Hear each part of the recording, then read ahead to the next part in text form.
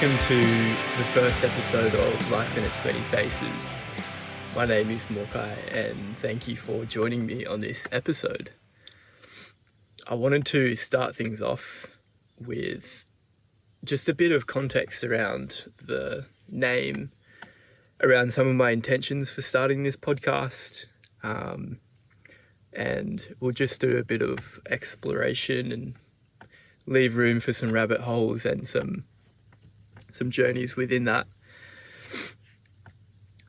Where I'm at now in my life is a place where I'm being shown, where I have been shown a lot of different faces of life. I've been met with many different spouts of joy and happiness and satisfaction and, periods of being in the trenches and doing the work, periods of depression, of feeling like a shell, of feeling very empowered.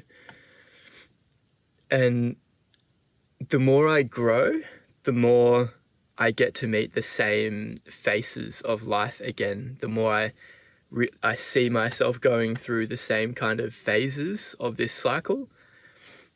And one thing I learned through my time traveling Australia a few years back was that, I exist on a cycle, and that even my hobbies and my passion, my inspiration is on a cycle that goes through different phases.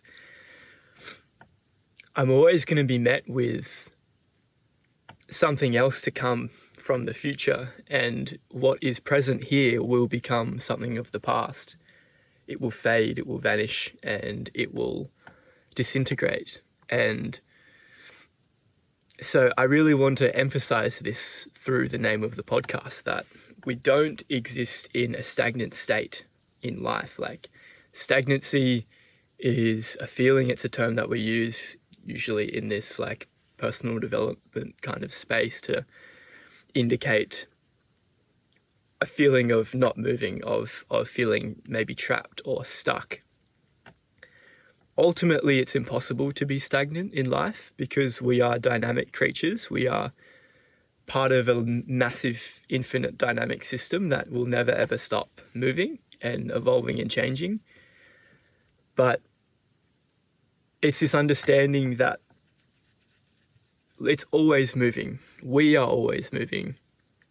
And even within the realms of our own personal journeys, we can't actually regress or stop growing. It's actually kind of impossible, because when you zoom out of the human perspective, it becomes apparent that everything that has happened in one's life, everything that is currently happening in one's life, and that will happen in one's life, is all that is and was and will be needed to create that person as who they are supposed to be. Wherever we are in life is where we are needed. Whatever we are feeling in life, that is what we are supposed to be feeling. Whatever situation is current that we are presented with, and whatever face of life that is presenting to us, these are all what are needed for us, and these are all where we are needed to be. And there's so much suffering that comes from the resistance to this truth, the resistance to what is presently occurring in this moment, and the belief and the idea that I must be out there in the future. I must be further ahead. I must be bigger than I am. I must go back to the past and fix that situation that I deemed a problem, when actually it was more just an initiation for me that I wasn't able to understand in that moment. And so for me, this is how I'm viewing my life, and have viewed my life for a long time now, that it's on a cycle, that life will keep spinning that wheel, and those same kind of faces, they will change as they rotate around, but they will come back and they will be very similar. And I guess some of my core intentions, and I guess the stage of the journey that I want to serve and that I wish to speak to a lot in this podcast and in my work are the spiritual seekers. It's the stage of where you're fresh on your journey, and you're reading the books and you're listening to the podcasts. You're doing the things, you're ticking the boxes of being a good spiritual person. You're understanding that you have an ego, that you might be under the belief that the ego is bad, that the mind is bad, that we need to banish it, that we need to get rid of it. You might be seeing in the world that there are a lot of problems being expressed through people's egos, and maybe under the belief that the egos are causing these problems. I want to firstly highlight the beauty of this phase, the potency of this phase, but there are so many traps within this phase, and it can be quite hard to navigate this phase, because in the Western world, we are not supported by large-scale frameworks that are coherent across nations, across countries, even across states or towns, or large communities of people. That they of course they exist, but I'm talking about the majority of people here. So when we are seeking this knowledge and this wisdom, we are seeking it from a place usually that comes from a place of lack, where we feel like this is information or wisdom or knowledge that we don't yet have, that we need to somehow get it and gain it. And that within that belief, when it's coming from that place, it's this belief that, it's going to somehow fix me. It's going to somehow make me better. It's going to somehow fix my problems. I'm going to be happier. I'm going to be more peaceful. I'm going to be able to love myself better. I'm going to be a better person. All of these things can be effects that come from when you do the work, and when you integrate these concepts, and when you absorb the information. Sometimes it just takes reading a passage in a book, and there's just this wave of insight, this wave of dopamine that washes through your body, and that'll spark a whole train of philosophical thought. And it's a beautiful feeling when you're new and you're fresh, and you just beginning to understand the value of emotion, the value of identifying the ego and separating the sense of self from the thoughts, and understanding, hang on a second, I'm not my thoughts. But that's not it. It's one awesome stage of the journey. It's a stage where we can really start making some progress along that journey of our evolution. And within that, it's a stage where we do need guidance. That's why we're seeking it, because we're not taught in school how to identify your ego, how to identify thoughts and how to let thoughts go. You're not taught how to surrender to the moment and to welcome the feelings that are happening in the body. We're not taught how to meditate. We're not taught how to sit in something.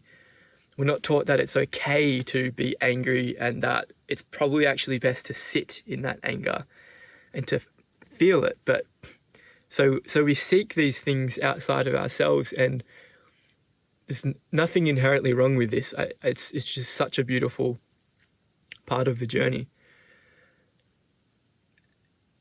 But this needs to last for a certain amount of time. This is not permanent. And sometimes it can get to a point where we are fixated on this wisdom, on this information, on this seeking of knowledge and wisdom, where we're chasing that dopamine from insight. We're chasing after this carrot on a stick. There's a lot of Buddhist and Zen proverbs about this state of seeking, because they were very aware of it. They were really big with this dynamic of like student and teacher, these dynamics where the people who were self-actualizing and realizing these things and, guiding themselves or being guided through a larger connection to the larger self.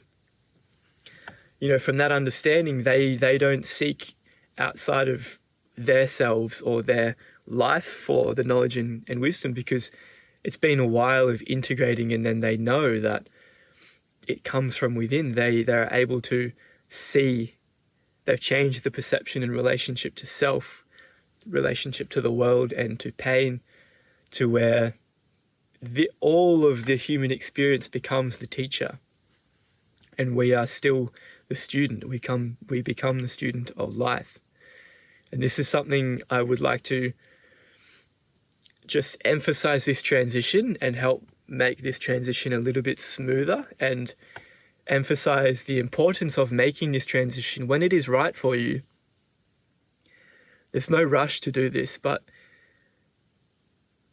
in the modern New Age spiritual world, there is such an emphasis on this.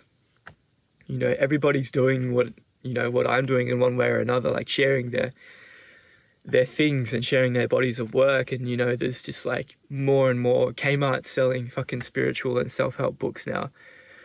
You've got all of this shit, coming out of our asses left, right, and center. So we're being drowned in this stuff. And we're in an age where we feel like we need external stimulation to feel satisfied. We need external forms of stimulation and happiness and insight and wisdom and knowledge to feel something, to feel connected to ourselves. And yeah, I guess part of the trap for me was getting addicted to that dopamine that came from reading these things, from having this fresh information wash through my system, and it leading to definitely more expansive states of awareness and a more expansive sense of self. But my modern brain and conditioning eventually started using that as entertainment. I became just devouring hours and hours and hours of content of spiritual self-help stuff, and reading all the wisdom books and listening to talk after talk after talk after talk, like hours of it, to the point where nothing's actually going anywhere. This information is not useful, and it's all kind of just the same stuff,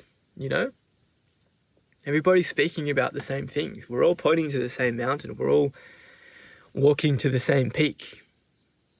The only thing is, we're not really that one mountain is not it, It's the journey that's it.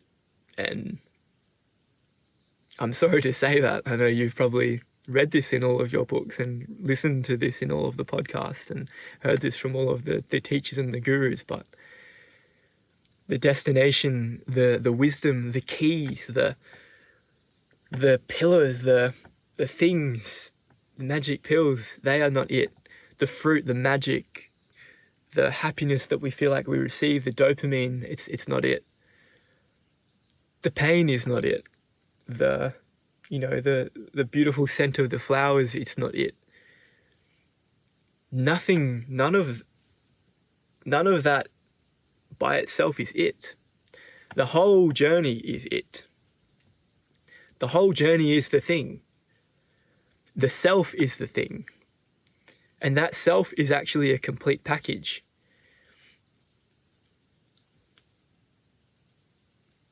We need to go on this journey of being a spiritual seeker to start stepping outside of who we thought we were.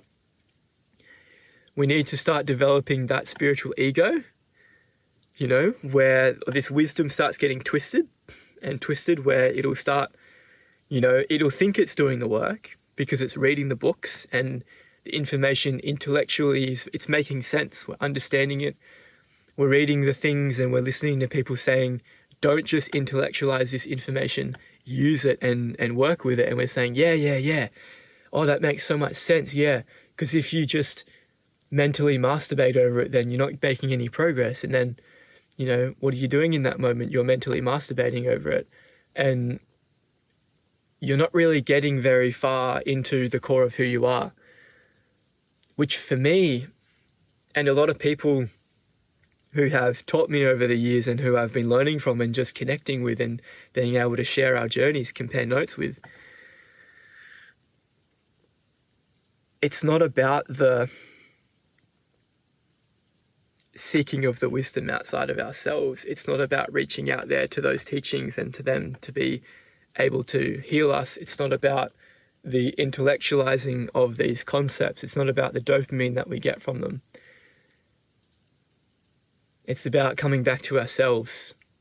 It's about healing that child that's causing the chaos in our lives, that holds all this pain. It's about connecting and devoting to something that's larger than the individual ego, the individual fragmented perception and sense of self. It's about the connection and protection of the land. It's about being a custodian and a steward of the land, a steward of your child, a steward of yourself, of your path. It's not about the roses. It's not about all of the beautiful things that may arise from time to time on the path. And so I'll be touching on this throughout this podcast as I have waves of inspiration come through. But it's not about the things, it's not about the shiny things. And, you know, in the spiritual world, this new age communities, we stigmatize and we demonize society at large for doing this. There's a lot of judgment that gets projected on the other world, on the old world, for chasing after things, chasing after money, chasing after this and that. But sometimes the people that are projecting that judgment are the ones that are chasing after the wisdom books, that are on their own hamster wheel, you know, chasing something they're never going to get because they've already got it.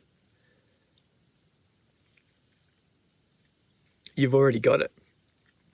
And it's just a matter of working with the self and integrating what you are learning, like integrating that into the daily life, into your pain, integrating that into when you're angry, bringing those spiritual concepts into when you're with your parents and you're feeling like a kid again. You know, how willing are you to hold your pillar, to hold your truth, and to stand there and to be willing to shake that dynamic in order to be yourself and to hold that pillar there so that the echoes and ripples can ripple throughout your family dynamic and wash through them, and to stand as a permission slip for them to be the same. There are so many opportunities in our lives to be working with ourselves. And another transition that we make along the path, you know, from seeking these things, we're learning, we're doing some integrating, we're working, we're identifying the problems, we're identifying the flaws, and we can start going in there. This is getting into more the self-help, the personal development. The Western overproductivity grind set bullshit comes into play here, and it plagues us. It takes us out of being a creative child that gets to explore what it's like to meet its edges in a loving and nourishing and compassionate way, where eventually we get so obsessed with ourselves that all we're doing is focusing on, you know, was that the right intention to be saying that? Like, was that coming from the place of my inner child, of my core wound, of, you know, there's this self-obsession that for me it was totally necessary to happen because I got so hardcore obsessed with this stuff and with working on myself that for a period of time it was basically all I could think of. But the whole time I was reading and absorbing this Buddhist information and this new age interpretation of Buddhist information that, you know, is stating that the ego is bad, that, you know, we don't want to be selfish, we want to be selfless. But it was painting these things in a flavored way. An ego is not anything unless you paint it as something. The experience of being selfish or putting the self first, it's not flavored unless you flavor it, or unless you choose to take it in with somebody else's flavoring or understanding of that concept. You know, reality is ultimately a blank canvas. We're the ones that are painting that canvas, and we get to write that story the way that we want to write it. I'm writing a very magical story at the moment, you know. I'm writing a new identity as the bush wizard for myself, because this feels like it's something that wants to be expressed, and so I'm going into that, and I'm pulling this out. And as I'm doing this, magic is happening around me because I'm choosing to see that. And so when we're going in and we're trying to fix our problems, I've been getting a bit sidetracked here. Eventually we can start transitioning to working with these aspects of ourselves, to actually meeting these aspects with love and understanding and compassion and slowness like you've never felt before, with an understanding and the permission for this part of yourself who is causing so much pain, who is causing so much chaos, where you can give them permission to do that. You know, you can give them permission to use that substance that they are addicted to, where they can use that vice that you know is harming yourself. You know, it takes a solid foundation to be doing this within yourself. It takes quite a lot of conviction and trust, but this is a transition that we eventually make, because this is how we help rid ourselves of guilt and shame for being who we are. The journey is about being you. The journey is about walking your path. It's not about following someone else. It's not about following someone else that says, step here, step here, step here, jump over this rock. When you get to here, you know, you're going to take 2 steps to the left, and then you're going to walk under that bridge, knock 3 times, and then open the door.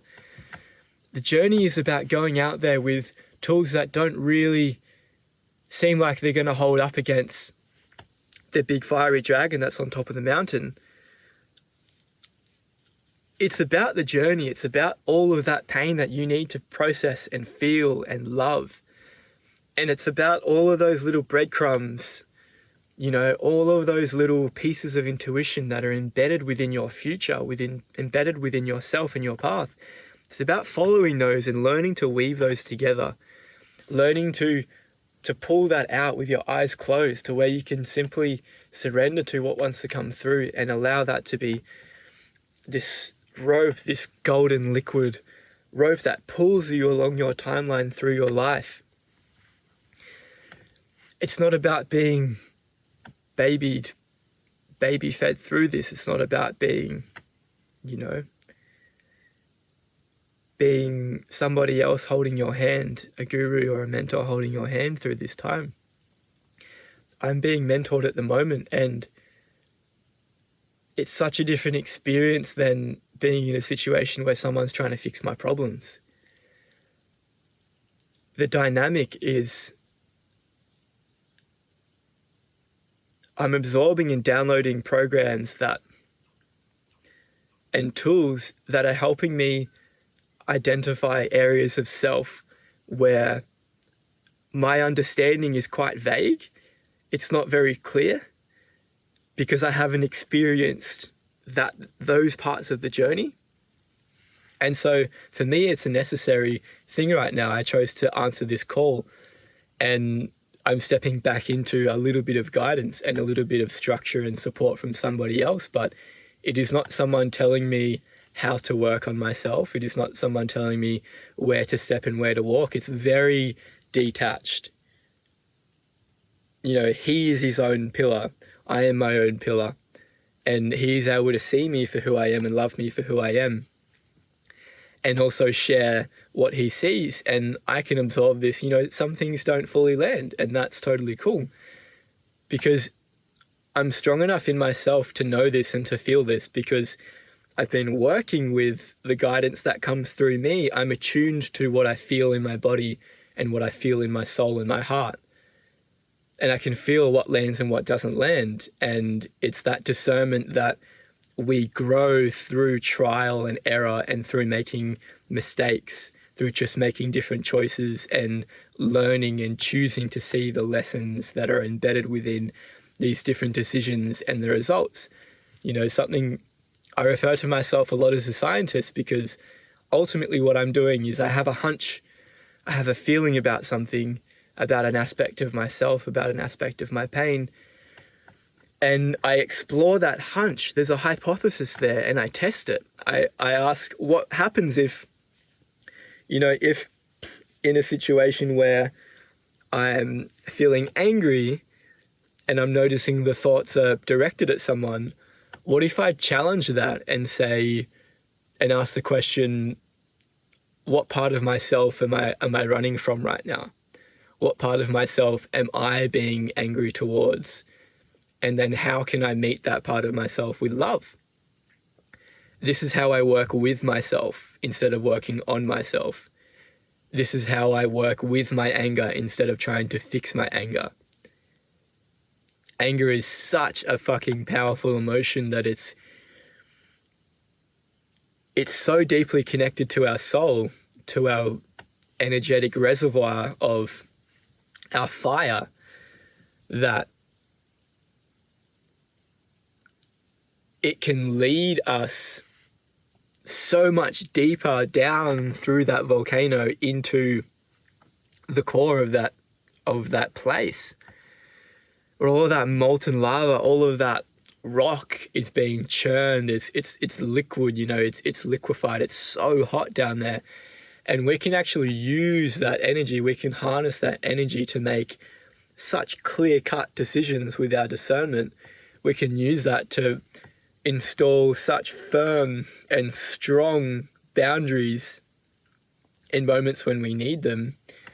And we can connect so deeply to our passion that our body becomes alive with sensation, with tingling and teeming with sensation throughout the body and emotion, because we become an open channel where there's permission for this to move through. Along my path, I've really just been stepping deeper and deeper into my emotions, deeper and deeper into knowing myself, into knowing how I feel in different emotional states, into bringing that awareness deeply into my body, to letting go of thinking about spiritual concepts, letting go of thinking about, concepts and masturbating over these ideas in my mind of oneness, of the ego, and how we need to let the ego go and all this stuff. Like, so much of this journey for me and my healing of my heart, that's what needs healing, is the heart and the child, and the soul wants to be expressed through that. A few years ago, I decided to journey into my ego. I decided to get my ego out into the world and to really just go inside of him, instead of trying to watch him and judge him from the outside and say, that's bad, you can't think that, you can't say that, you can't do this. And I don't know how other people operating in their past. This was when I was quite self-obsessed and misguided by these concepts. But it just started feeling wrong, And so it was okay, I can feel there's this sense of this feeling that I lack confidence, that I lack conviction in myself. Okay, well, what happens when I actually go into myself? What happens when I explore from within the realms of Morkai, from within, the cockpit of his psyche? What happens if I go into his identity and I let that be seen in the world by other people, and I take him out there into the world on his own? What happened was I began healing. I began seeing and meeting more parts of myself. I began developing inner resilience and strength, and what began to form was a pillar in myself. And in moments, that pillar was so solid. In other moments, it would just get washed away, and just there would be a little foundation, but it would be, there'd be a little bit of a foundation that it would stay. And so you rebuild that foundation by loving yourself, by forgiving yourself for letting that person, and their energy wash you away. You forgive yourself for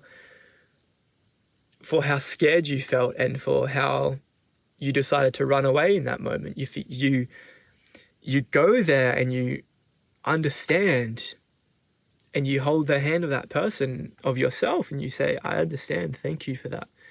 You're okay, you're welcome to do this. If you'd like to come back with me now, we can go back and it's safe. We can start working again. We can start rebuilding together. It's all about integrating these pieces of ourselves back together. We don't want to be banishing the ego. We don't want to be pushing it away, because for the majority of us, I feel like it's unlikely to attain enlightenment, I don't even really, along the spiritual path. Like it was an idea, it was a concept for me. It was a dream of becoming enlightened, because I would hear all this stuff. But I'd rather feel like a fucking human. I'd rather feel like an animal. I'd rather be here, with dirty feet, with muddy hands and dirt in my fingernails, and feel the connection to the trees and the ground and the earth and the bugs, and to feel like a part, I'd rather feel like a tree and an animal that's connected to the ground and the earth and the sky above than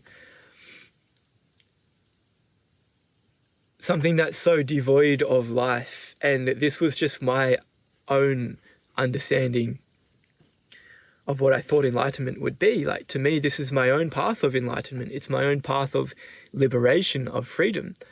But this liberation and freedom is a byproduct of the self-healing. It's a byproduct of meeting and integrating the self, putting it all back together. So all these pieces get to remember, oh, hang on, actually, I'm whole, and I have been the whole time.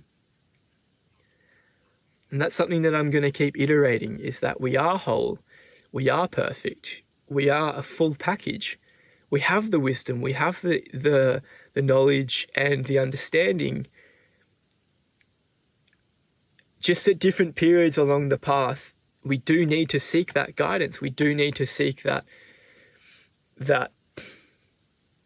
guidance, and for others to share the practices or the perceptions that can lead us back. And so we can just download them. We can simply download them by working with them throughout the days, throughout the time.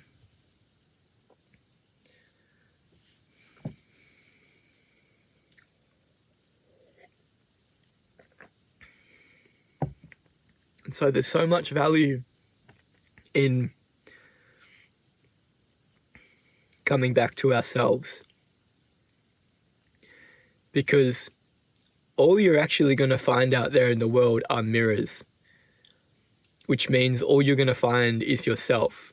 You're not going to find anything else. You're not going to find anyone else. Ultimately, you're not going to find something that's going to fix you. You're just going to find a piece of yourself that is crying out for integration and pain, and you get the option to integrate that back in. You get the choice to welcome that part of yourself back home with love and compassion, or you can meet them with judgment and prejudice and bias due to a set of beliefs that you've adopted by someone else that you thought was doing the right thing, and that you thought that you were ticking the right spiritual boxes by following their footsteps, by walking their path. And this has been so big for me in, I've always had a very strong sense of what I want to do in my life. I've always known that I'm an artist, ever since I was a kid, I just want to fucking create. I want to be free.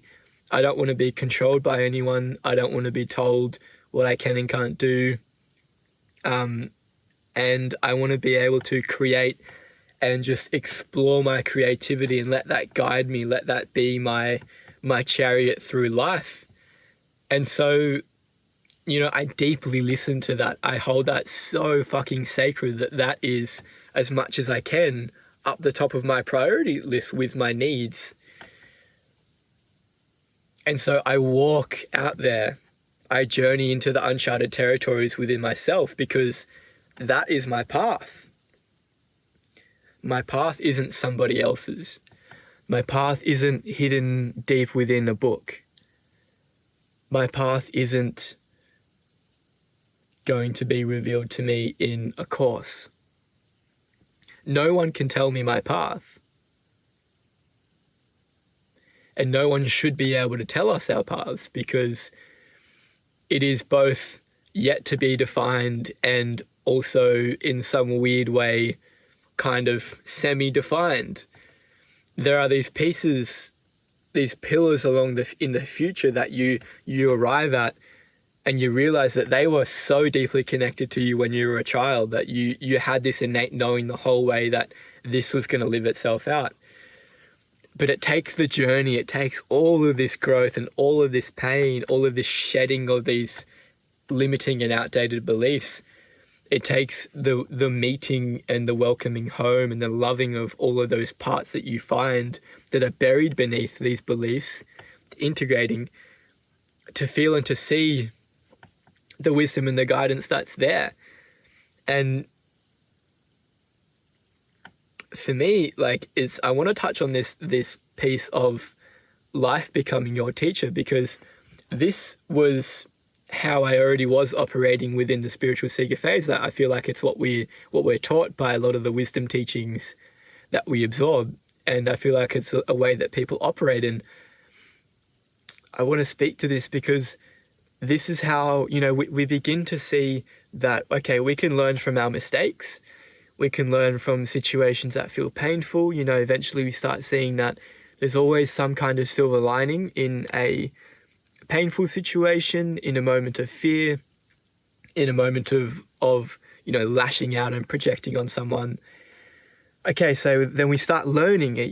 What did you learn in that situation? Okay, integrate that. How can you anchor that into your daily life? How can you anchor that in so that when that situation happens again, or those emotions present themselves again, how can you work with it in a way where it comes up in your mind, this beep, beep, beep, beep, beep, beep, beep. Oh, I'm feeling angry again. Oh, what did I do last time? Oh, okay, I use this tool. Okay, well, let's just give it a go and see if this works. It's expanding that capacity within ourselves and that awareness to be conscious and to be actually in that moment, in the human, so we can feel, I'm feeling these things again. Okay, reach that tool, use that tool.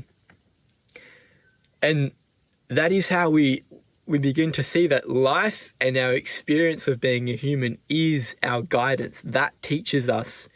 And we just have to integrate that information. We just have to practice. And this is how we do it. We practice. We don't just set aside 15 minutes to meditate each day or an hour to meditate each day. We practice when we're washing the dishes. We practice when we're speaking to people. We practice listening. We practice sitting there open in a relaxed body with our attention fixated in their eyes. We practice to see their soul. We practice to let go of needing to cut them off just to say this thing that came into our mind. We practice understanding that it's okay to let this thought go so that we can actually receive this person sharing their soul, sharing their heart. I know for me in conversation, I really don't like when I'm sharing my heart with someone and they're like, yeah. Oh yeah. So when I was doing that, yeah, it was like this for me, and it was slightly bigger, and I'm slightly better at that, and I do not like those experiences, because I'm willing to meet you with love and compassion and to stand here and to hold you in all that you are. I'm willing to meet you in love, and I'm willing to set aside and let go of the ideas that arise in my mind, because they're not my ideas anyways. I'm willing to stand there in love. And when I don't get met with that, it's not a nice feeling. And, judgment does arise from time to time, but I also get to meet that part of myself and to then fall into a deeper state of acceptance for this person. Conversation is an art form. It's about living artfully. It's about being an artist in all that you do, putting all of the effort that you can into improving at your quality of experience, improving the depth at which you show up for yourself and other people in all the aspects of your life, so that you're practicing non-judgment. You're practicing compassion for yourself. You're practicing challenging your fears. You're practicing doing the things that you don't like doing them before something that feels good.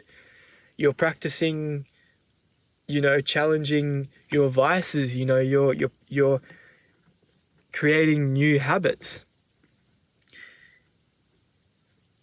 There's so much time, and I'll speak about this in a future episode as well, but there's so much time within our days, and it's not to fill the days with being productive and overly productive with that Western conditioning, but there's so much time in the days that can be spent intentionally, like as if you're on retreat or at a Vipassana, like using your time as a human being to practice being a human being, to practice being a spiritual being, to practice sitting and listening and hearing what's out there and feeling what's in the body, feeling how the sounds feel in your body.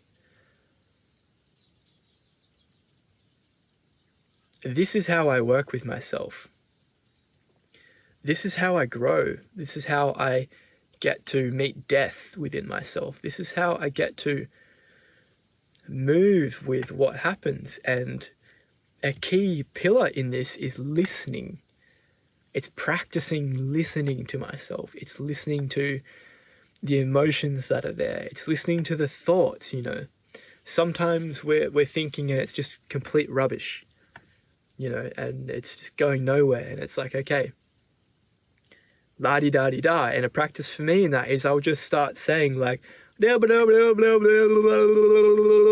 it's like, yeah, okay, mind, okay, like let's let this go. This is not, I don't want to be in a mind that's just full of garbage or repeating itself all the time. Like, okay, let's move that on. It's a way of just anchoring into the body in the physical world and like, all right, let's move. This is not serving me. But also there are also value hidden within our thoughts. And, an example I will give is, I was listening to my mentor, to one of his podcast episodes, and he said something along the lines of like, instead of like banishing these thoughts that were coming up, he actually let them in and decided to listen to them, and found that there was, a part of himself there that was needing love or attention. And I used this the other day. I was sitting in ceremony with myself, and I was in a ceremony of, this was part of my work that I'm doing with him of working with this archetype of the bush wizard. And he offered me a task, from one wizard to another, of, how can you create a ceremony or a ritual to invoke this spirit of the bush wizard. And so I did that. I went down to this beautiful creek that we have. I'm surrounded by glowworms, set up a little fire, had all my crystals and all my stuff down there with me. And it was the first and only time that I've sat in ceremony with myself, and I didn't need to have a plant medicine. I didn't need to have anything like that. And I was there to invoke this spirit. I was there to cast some spells on what I'm manifesting. And there was some thoughts that came in about my work at the moment in like how the way I'm earning money in the market stall I'm working for. And there were some pieces that surfaced that I'm not really resonating with. And I was like, initially, oh, no, I don't want to think about that. I thought the right thing to do in that situation was to move that away, because like, I'm here, this feels sacred, that didn't feel sacred. And I was like, okay, let's test this out, put the hat on, put the white coat on, put the safety glasses on, let's put the gloves on. Okay, let's bring that thought in and let's experiment on it. So I brought it in, and I was like, okay, what is here for me?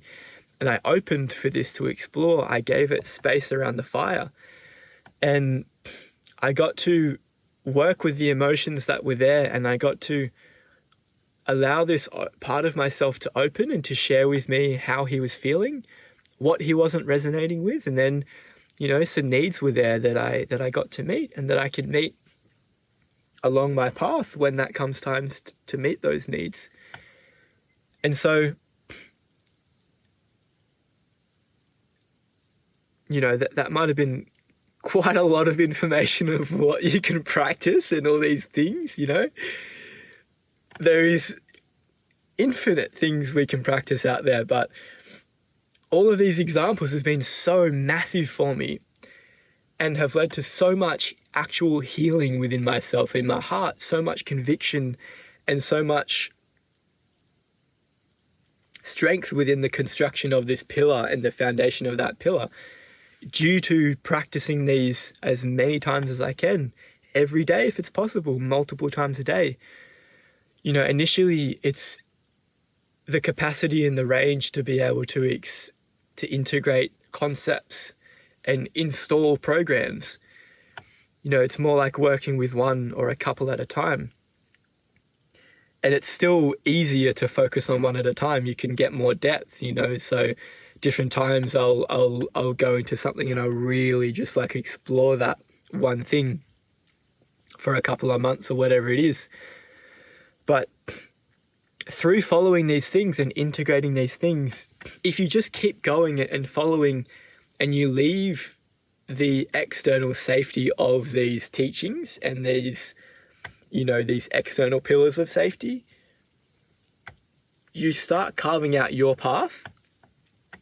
And this is how I've been walking through my path. I've been forging my path. I've been trekking through that bush and the scrub, and, you know, obviously cutting my feet from time to time, you know, falling over a couple of rocks, like getting bitten by a few snakes along the way, but it's all good.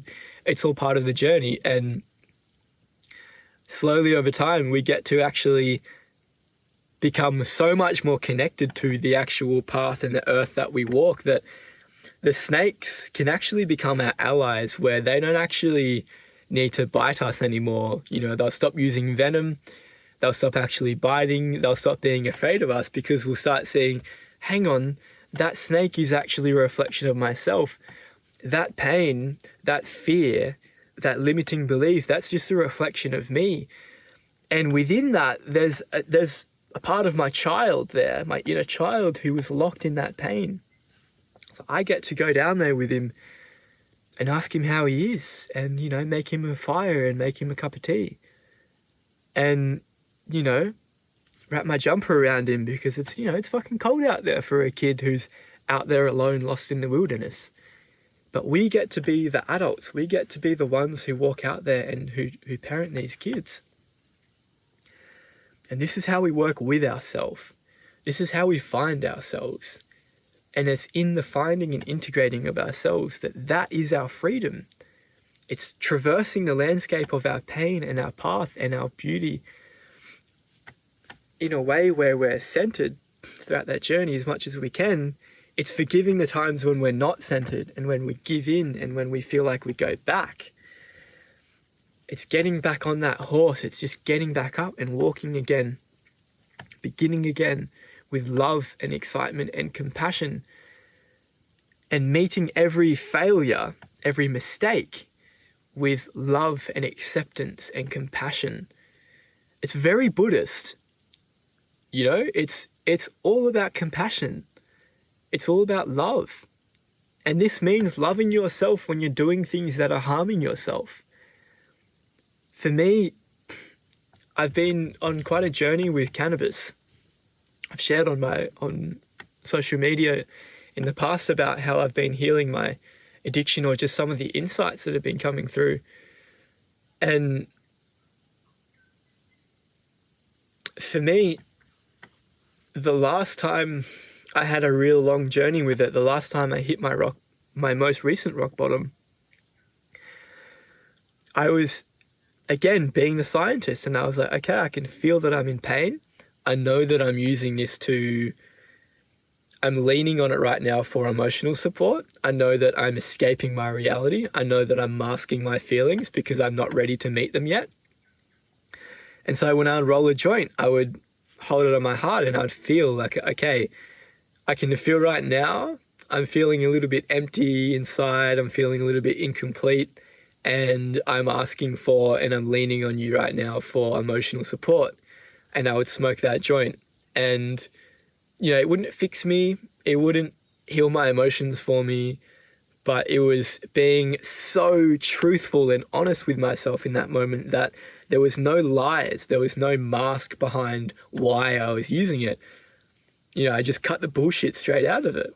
And cutting the bullshit out meant that I could be in that moment without guilt. I could use this substance in a relationship where in some ways it was still harming myself, but other ways it was beginning to heal this grief, this guilt, the other G word. It was beginning to heal the guilt and the shame that I had been cultivating and that I had picked up along the way from other people's understandings and projections around using weed. And so I got to fall as deeply as I needed to fall, just like Gandalf in the first Lord of the Rings. I just watched them the other day, just finished watching them the other day. It's still processing and integrating that journey.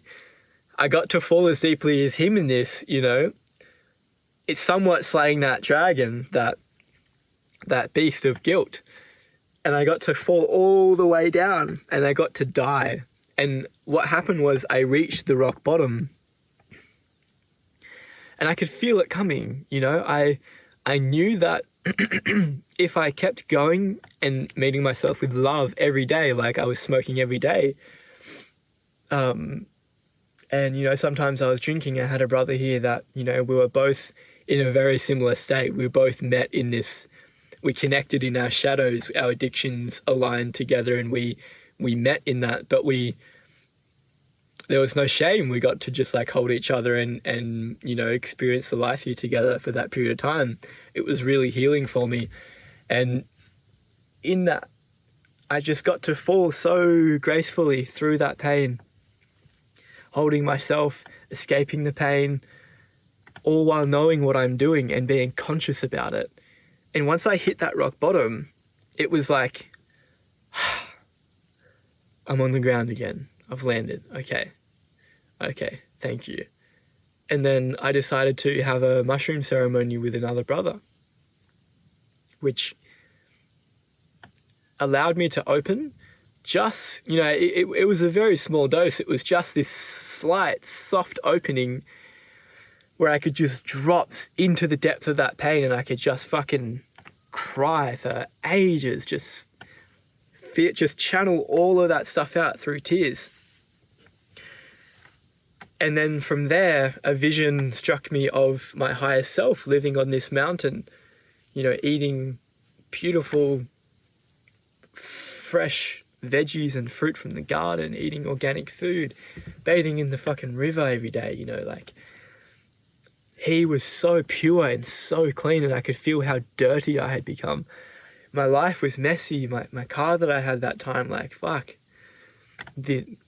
a third of the exhaust pipe had fallen off because it had rusted, my car was so messy.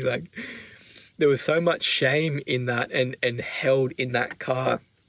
And my room was a lot more messy and dysfunctional than it is now. But I got to love myself in that. I wasn't judging myself for doing that because I wasn't doing anything wrong. The idea of good and bad, of wrong and right, they are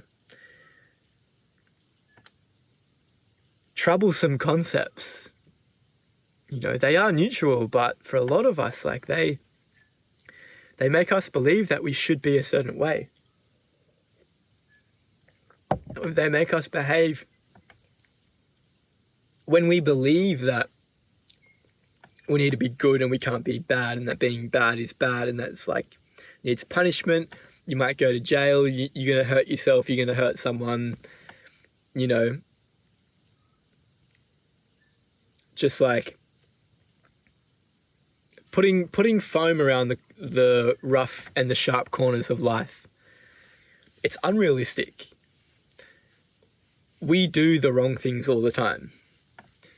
We need to do the wrong things all the time because nothing is wrong or right.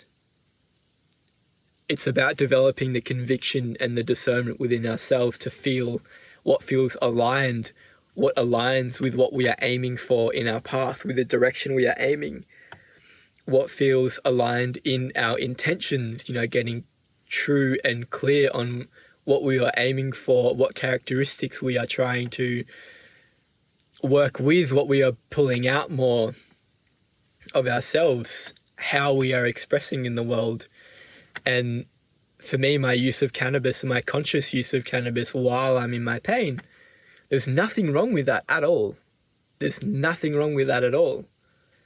And within my journey with my addiction, I've been healing through this process and understanding that it's not the addiction that's the problem. I don't need to focus on trying to stop smoking weed necessarily. Not necessarily for me in that part of my life, in that phase of life. Other phases, the focus was on, okay, I need to stop now, and I need to really hold my pillar of sobriety and deny myself when people offer it. That phase came afterwards, but it was about falling and surrendering that guilt, that idea that this was bad. And so through that, I've been meeting myself and I've been realizing, okay, there is a deep void in myself that arises from time to time. There's grief there, there's feelings of unworthiness, of incompleteness, of, I'm not enough, that I need to be more, that I need to meet other people's expectations of myself all the time, and I need to fucking nail it. All these things, and one, when there's all that pressure in myself, then there's a tendency to like, fuck this, I don't want that, and then it's like an easy option is to smoke weed, because then it's all like, yeah, man, wow, that's a pretty fucking beautiful tree right there, But I don't need cannabis to think that way. I've spent a lot of time thinking that way with cannabis already, so it's pretty well ingrained in me to think like a stoner, And I guess that leads me to the integration of the stoner, to the integration of, with my music, with my art, a lot of expansion has come from journeying with cannabis, from experimenting with what it's like to create in that state of consciousness. And what I've been realizing is that sometimes when I would create with cannabis, there would be not much inspiration there, and I would have time during the day and I'd be like, okay, I'm going to fill this time with recording music, so I'm going to smoke weed so I can be inspired and get in the zone. Recently, I've just released a new song, Integration. I'll leave a link in the description. I wrote that song, recorded the whole thing, did everything like 90% sober. There was maybe a day where I had a little bit of THC oil, a very small amount, and it was very welcome that day to have that. And this was really beautiful because I spent a lot of time recording that song when I was actually inspired, and I just kept working with it and carving it out and refining it. And it's one of the best songs I've ever written, ever. And it was so healing for me because after using cannabis for so long, with my creative process, I began to believe that I needed it to be creative. And so there's another reason for me to smoke cannabis that can just vanish, because I'm doing it properly. I'm creating in a way where I'm inspired to create it, and I'm not forcing this creative little child within myself. I'm not putting him there and being like, okay, work. Because this is my soul's path of creating. I'm a generator. I generate things. I can't really do much else. It's just like, it just wants to be created through me. And so I've spent enough time forcing myself to do shit and being forced by other people that I don't subscribe to that anymore. There's times where that arises because those parts of myself have been growing over a long time. I've been programmed for X amount of time. So it's going to take a lot of work and time to be cleansing that out of the system and integrating those parts back. And so this approach to my path it's about meeting myself. It's about integration. And this is a body of work that I'm building, that I'm creating, that this is one expression of that. These conversations that I will be having, these dialogues and these conversations with people in the future that I will be having, these will all be part of this body of work that I'm exploring and creating. And so much of it is compassion for the self. It's understanding that you're okay to be in your pain. You're fucking so welcome to feel like that. Like, good on you for feeling like that. Because when we get to meet ourselves in our pain with love, those parts of ourselves, after a while, they don't really feel like acting like that anymore. Because they are hurting themselves. We're hurting ourselves when we act out in pain.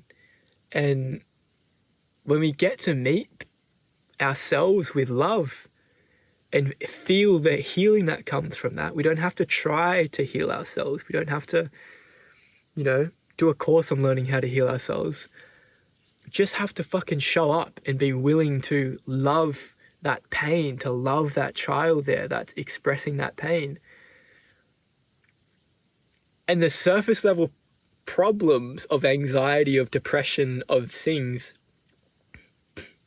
they get to be integrated, and a lot of those experiences can just dissolve, and they can just be, the slightest wind can just like blow them away. And, we have to remain centered in the understanding that that face of life will present itself again. That'll come back. We're never done. It's an infinite journey. Integration is a process that never ends.